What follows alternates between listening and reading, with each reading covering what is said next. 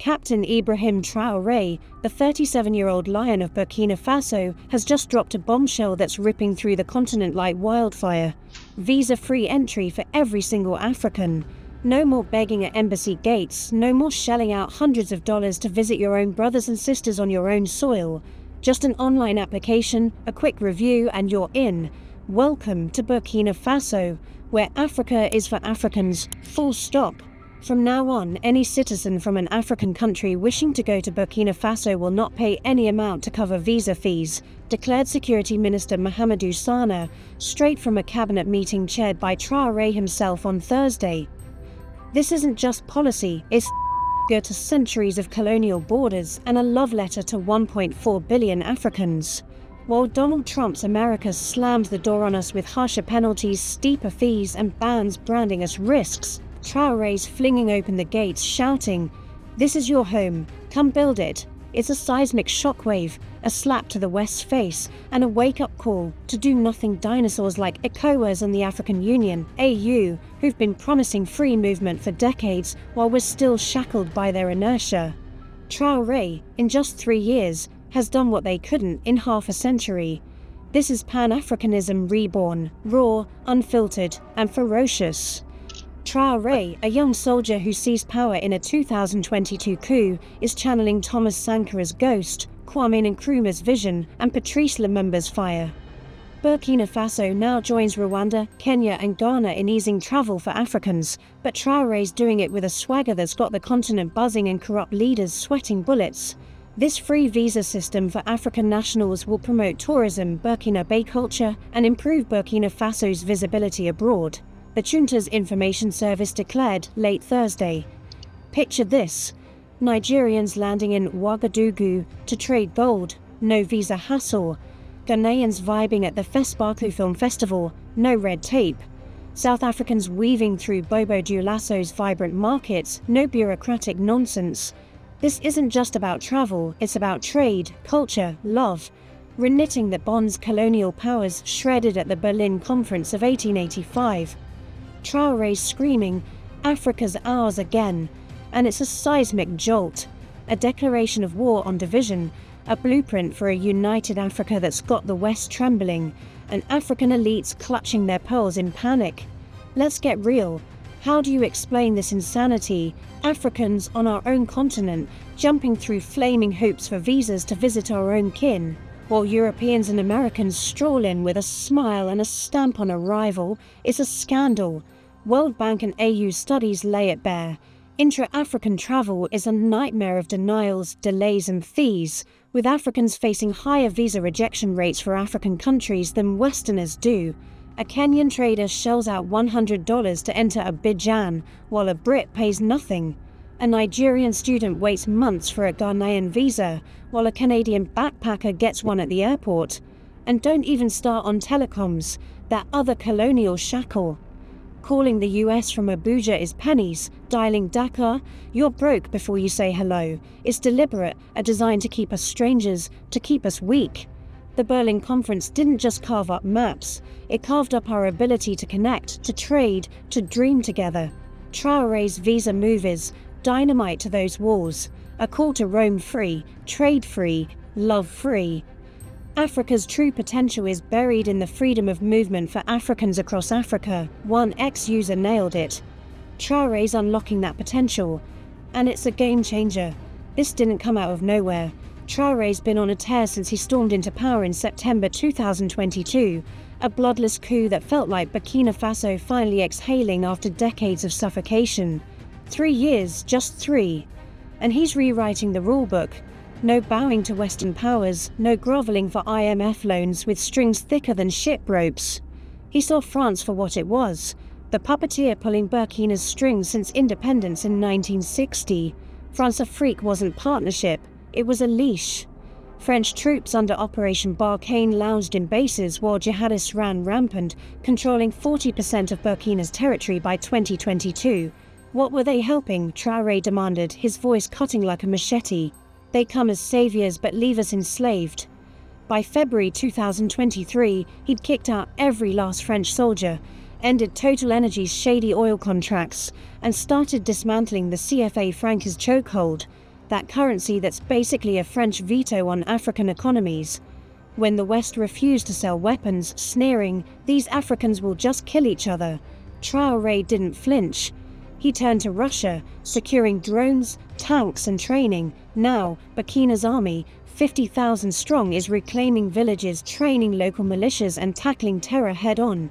It's not perfect, no overnight miracles, but it's progress driven by sovereignty, not submission.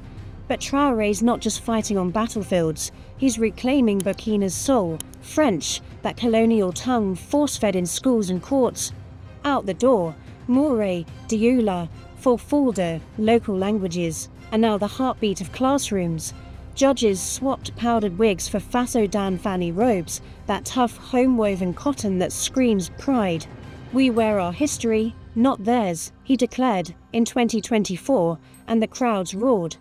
He's built a $12 million tomato processing plant, 100% locally funded, turning crops we used to ship raw to Europe into wealth at home. A gold refinery now processes 142 tons of mine waste into 93 kilograms of pure gold for state coffers. Air Burkina's back in the skies with a new Embraer jet, no foreign loans attached. Traoré rides a motorcycle through Ouagadougou's bustling markets, chatting with aunties selling yams, living simple, Thomas Sankara's heir, in flesh and blood. When France and Western media cried dictator in 2024, over 200,000 Burkinabe flooded the streets, brooms in hand, symbolically sweeping out French dirt. X exploded. Traoré's fulfilling Nkrumah's dream, visa-free for 53 nations, welcome home. That's love, raw, organic, unshakable. This visa-free move is a grenade lobbed straight at the West divide and rule playbook. For centuries, they've kept us apart, made us fear each other. Nigerians as scammers, Somalis as pirates, Congolese as chaotic. The Berlin Conference of 1885 didn't just draw lines, it built walls in our minds, our wallets, our wings. Visa regimes turn neighbors into strangers, forcing Africans to beg for permission to cross rivers our ancestors swam freely. A Ghanaian trader pays $150 to enter Cotonou, while a German tourist gets a visa on arrival for free. A Malawian student waits 6 months for a South African visa, while an American sails through in days. It's not just travel, it's telecoms too. Calling London from Lagos costs pennies. Calling Lilongwe, you're selling your kidney. This was their plan. Keep us isolated, unable to bond, trade or dream collectively. Traoré's visa policy blows that plan to smithereens. It says, "We're family, come home."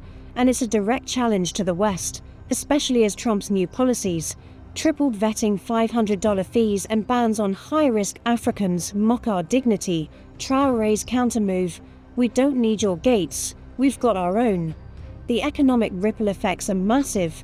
Intra-African trade, stuck at a pathetic 18% of our total trade, could soar to 50% with free movement per World Bank projections. That's $400 billion in goods flowing between us, not Europe. Tourism could add 5% to Burkina's GDP alone.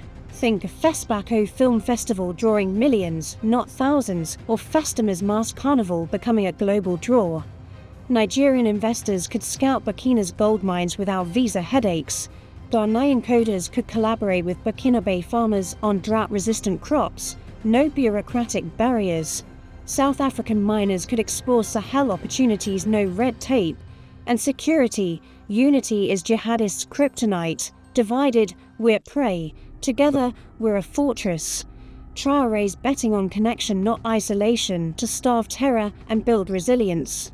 Let's talk about the elephants in the room, ECOWAS and the AU. These giants, born in 1975 and 2002, have been promising free movement since the Lagos Plan of Action in 1980.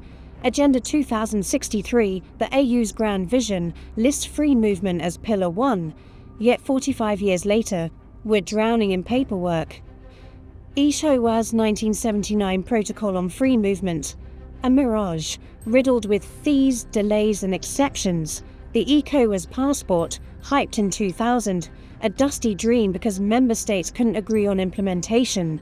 The AU's 2018 push for visa liberalization, Endless workshops, zero results. Rwanda, Kenya and Ghana have eased travel, but it's a patchwork quilt, leaving most Africans out in the cold. Traoré's leap exposes their cruel. While they sip champagne in Addis Ababa, he's acting, 3 years in, outpacing leaders who've worn thrones for 30. ECO has suspended Burkina post-coup, but who's leading now? The captain, not the suits. It's embarrassing, and it should be. They've had decades. He's had 3 years. The contrast is stark, and the continent's watching. Africans are losing their minds over this, and for good reason. Is a wildfire. Finally, a great leader, from a Nigerian planning a trip to Ouaga. The 1885 Berlin Conference is ending, Africa's rising, from a Zimbabwean. When France accused Traoré of destabilizing the region in 2024, over 100,000 Burkinabe marched, brooms aloft, defending their leader. This isn't coerced loyalty, it's organic love. Why? Because Traoré's not just talking Pan-Africanism, he's living it. His speeches cut deep. At the 2023 Russia-Africa Summit, he thundered, "Mental colonization is the deadliest weapon. It makes us fight each other instead of our oppressors." Clips go viral, racking up millions of views. Young Africans from Dakar to Durban chant his name. He's simple, lives in a modest home, rides a moto, no motorcades. He's Sankara's heir, incorruptible, all in for the people. This visa move has corrupt leaders across Africa tossing in their beds. The old guard, Museveni, 39 years in power, still clinging to visa wars. Beya, 43 years, delivering crumbs. Even Kagame, progressive but selective, are staring at a mirror they can't unsee. Traoré, in 3 years, has outshined their decades. Jealousy is brewing in Yaoundé, Harare and beyond. Why? Because his boldness exposes their inertia. They've had lifetimes to unite us, yet borders still choke our potential. Traoré's visa-free policy isn't just a logistical win, it's a moral one. It says, serve your people, not your pockets. While they hoard power, he's sharing it, inviting all Africans to Burkina, no strings attached. That's leadership, and it's giving them nightmares. This isn't just about Burkina Faso, it's about Africa's soul. The visa-free policy is a spark, but the fire's been building. Traoré's dismantling every colonial relic. French troops, gone. CFA franc, fading. Cultural shame, replaced with pride. He's building an economy that serves Burkinabe, gold refineries, tomato plants, local airlines. But the visa move, it's the crown jewel, it's economic. Intra-African trade could unlock $400 billion, keeping wealth here, not in Paris. It's cultural. Fesparco and Festima could draw global crowds, showcasing our stories, our masks, our rhythms. It's personal. Families split by borders reunite, no visa tears. And it's strategic. Unity fights terror better than any drone. Jihadists thrive on division. Traoré's betting on connection to starve them out. What must others learn? African leaders, ditch the West's whispers, prioritize people, tear down visa walls, not for show but for soul. A U and E, COWAS. Stop the summits, start the stamps. Operationalize Agenda 2063, fund e-visas, unify passports now. Our youth, 70% under 30, deserve wings not chains. Telecoms, slash those rates, let us talk cheap. Trade, let it flow like the Nile, the Volta, the Zambezi. Traoré's lit the match, fan the flame. The shackles, visas, borders, lies are crumbling. We're not existing, we're living, loving, linking arms. Let's zoom out. This visa policy is a thread in a larger tapestry. Traoré's vision isn't just Burkina's, it's Africa's. He's shown what's possible when you lead with guts, not greed. Imagine an Africa where a Nigerian can start a business in Kigali as easily as in Lagos, where a Kenyan artist collaborates with a Malian griot, no visa drama. Where South African families visit Burkina's Bamfora waterfalls, no embassy queues. This is the Africa our ancestors dreamed of. One market, one people, one destiny. Traoré's policy could push intra-African tourism to 20 million visitors annually per AU estimates, pumping billions into local economies. Trade could rival Asia's intra-regional boom, making us a superpower that doesn't beg the West for scraps. The West feels the heat. Trump's bans are a desperate attempt to keep us down, but Traoré's move, says Scholl, we're building our own table. France, Britain, the US, they're watching, nervous, as Africa stirs. And at home, the old guard's rattled. Leaders who've sat for decades, delivering speeches not solutions, see their irrelevance in Traoré's shadow. Ex-users are clear. Traoré's our Sankara. Visa-free is freedom. When smears hit, thousands defend him, not out of fear, but love. That's his fuel, and it's unstoppable. So, what's the call? Leaders, lead like Traoré. Bold, selfless for the people. AU, ECOWAS. Make free movement real, not a PowerPoint slide. Africans, pack your bags, cross those borders, trade, create, connect. The Berlin Conference is dying. Traoré's killing it with every move. The shackles, visas, fear, division are falling. We're not just surviving, we're thriving. Burkina's calling. Africa, answer it. The motherland's arms are open wide. Captain Ibrahim Traoré's visa-free bombshell for all Africans is not just a policy, it's a clarion call to reclaim our continent's soul. For Africans, this move is a game-changer, a golden key unlocking a future where we can finally live as one people, unshackled by the artificial borders drawn by colonial powers. Expect a surge in connection, families reuniting across borders without the humiliation of visa queues, Nigerian entrepreneurs scouting gold mines in Ouagadougou with ease, Kenyan artists collaborating with Burkinabe griots at Fespaco, no red tape in sight.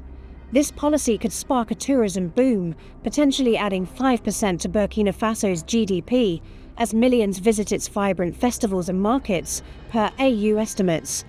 Intra-African trade, currently a measly 18%, could soar to 50%, unlocking $400 billion in wealth that stays on our soil, not Europe's. Imagine Ghanaian coders partnering with Burkinabe farmers on drought-resistant crops, or South African miners exploring Sahel opportunities, all without bureaucratic barriers. This is the Africa our ancestors dreamed of, one market, one heartbeat. Africans can expect more than economics. This is about identity. Traoré's move invites us to rediscover each other, to replace colonial suspicion. Nigerians as scammers, Somalis as pirates, with solidarity. It's a chance to weave our stories, from Dakar's rhythms to Addis Ababa's spices, into a tapestry of pride. Security benefits too. Unity is jihadist kryptonite, as divided communities are easy prey, but connected ones are a fortress. Expect safer borders as trust grows, with local militias and cross-border ties starving out terror. For the everyday African, this means freedom, freedom to move, trade, love and dream without begging permission on your own land. Traoré's policy is a spark. It's up to us to fan it into a flame. Pack your bags, visit your kin, start that business in Kigali or Ouaga. Africa's open for you. Other African leaders must follow this path, not out of envy but necessity. Traoré in just 3 years has outshined leaders who've ruled for decades, exposing their inertia. While they deliver speeches at AU summits, he's acting, tearing down visa walls, proving leadership isn't about longevity but courage. Museveni, Biya and others clinging to power for 30-40 years have no excuse. Their failure to ease travel has choked our potential, keeping intra-African trade stagnant and families apart. Rwanda and Kenya have eased visas, but it's patchwork. Traoré's blanket welcome to 1.4 billion Africans sets the bar. Leaders must emulate his boldness, ditch colonial relics like restrictive visas, prioritize people over Western approval, and fund digital borders, e-visas, unified passports, now. ECOWAS's 1979 Free Movement Protocol and the AU's Agenda 2063 are dust-covered dreams.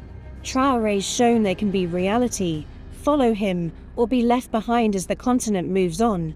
The West, they're trembling. The Berlin Conference of 1885 sliced Africa into fragments, and their visa regimes kept us strangers, easier for a German to enter Nairobi than a Ghanaian. Trump's 2025 bans, with $500 fees and high-risk labels, are just the latest chapter in this divide and rule saga. Traoré's move is a direct hit, a defiant, we don't need your gates. It exposes their hypocrisy. While they block Africans, we're building our own table. France, Britain, the US, they see their grip slipping as Africa reconnects, trades and rises without their permission. This policy isn't just about travel. It's a declaration that their mental colonization, pitting us against each other, is over. They're nervous, and they should be. Africa's youth, 70% under 30, are watching Traoré, not Paris. Africans expect a revolution. Economic, cultural, spiritual leaders follow Traoré's lead. Act bold, act now for the people. The West's reign is crumbling. Our shackles, visas, fear, division are falling. Traoré's lit the fire. Let's make it a blaze. Africa's not just waking, it's roaring. Answer the call.